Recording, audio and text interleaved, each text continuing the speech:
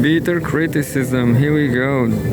Reading Al Jazeera news. Maybe Donald Trump capitulated. Breaking news. Saudi Arabia says it has intercepted over a dozen drones today. Director of U.S. Counterterrorism Center, Joe Kent, resigns over war on Iran. Israel says it has killed Iran's national security chief Larijani. So the war is going on. Israel says killed Iran security chief Larijani. U.S. official quits over war. By Tim Home, Mariamne Everett, and Fiona Kelleher.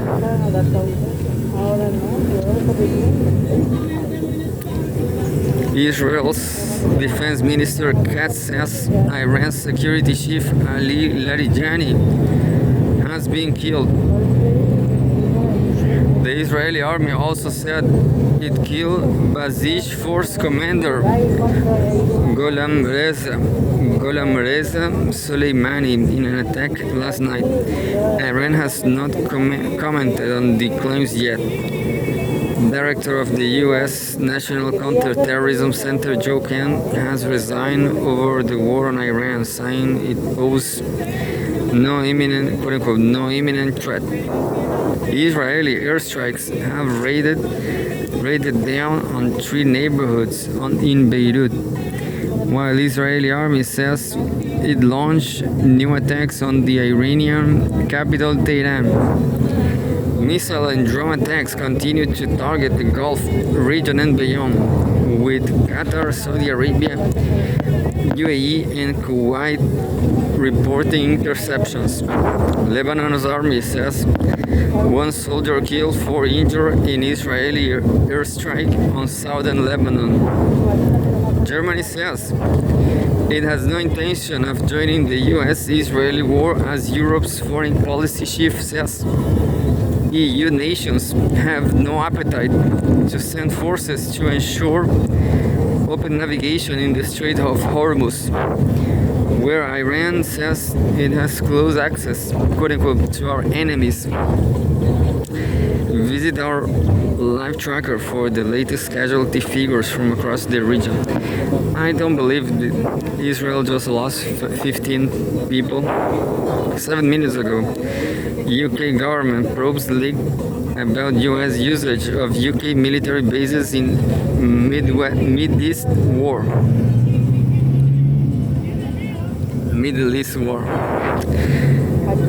Britain's government security group has opened an inquiry into a leak from the National Security Council's discussions about the US using British military bases, according to an official letter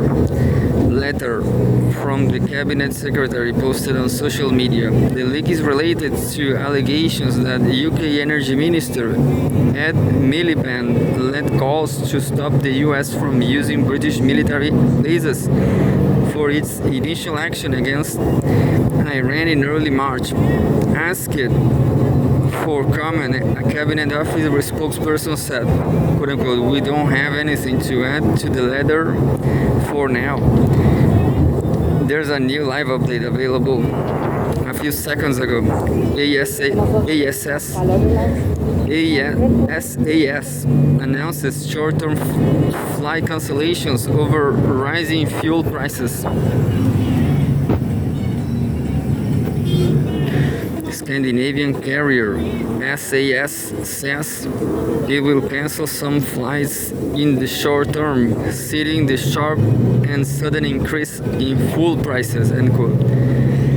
Last week, SAS said it had temporarily increased prices due to rising jet fuel costs as the US-Israel war on Iran and the closing of the Strait of Hormuz, through which about 20% of the world's oil passes, drove up international oil prices. 18 minutes ago.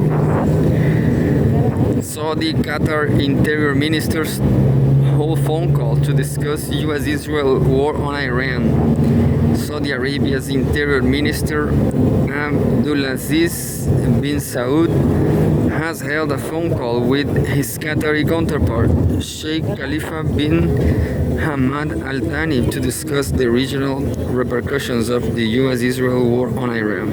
Quote, we discuss the security implications of the current developments amid the ongoing brutal Iranian attacks on the Gulf states and the region, end quote, said bin Saud in a post on social media. Quote, I affirm to His Excellency the Kingdom stands alongside Qatar in everything that achieves the security and safety of its citizens and residents therein. End quote. Bin Saud held a similar phone call with Sheikh Saif bin Zayed Al Nahyan, Deputy Prime Minister and Minister of Interior of the United Arab Emirates, 31 minutes ago. Mexico open to hosting Iran's World Cup games, President says. Mexican President Claudia Sheinbaum says that her country will have no problem hosting Iran's matches in the 2026 World Cup. In football's governing body FIFA agrees. Maybe not. I guess not. FIFA? Who knows? Iran's Football Federation has asked FIFA to move its World Cup matches to Mexico from the United States due to concerns about the safety of its players after the U.S. launched joint air strikes on the country 32 minutes ago. Death toll from Israeli attacks on Lebanon rises to 912. Since March 2, Israeli attacks have killed 912 people in Lebanon and wounded 2,221 more. The country's Ministry of Public Health says in its latest update. The death toll was previously at 886 as of Monday, 36 minutes ago. One killed, one wounded in Israeli airstrike on southern Lebanon, report. One person has been killed and another injured in an Israeli airstrike between the two towns of Abba and Jebshit in southern Lebanon. The national news agency is reporting. The strike hit a car near a school, the agency reported 42 minutes ago.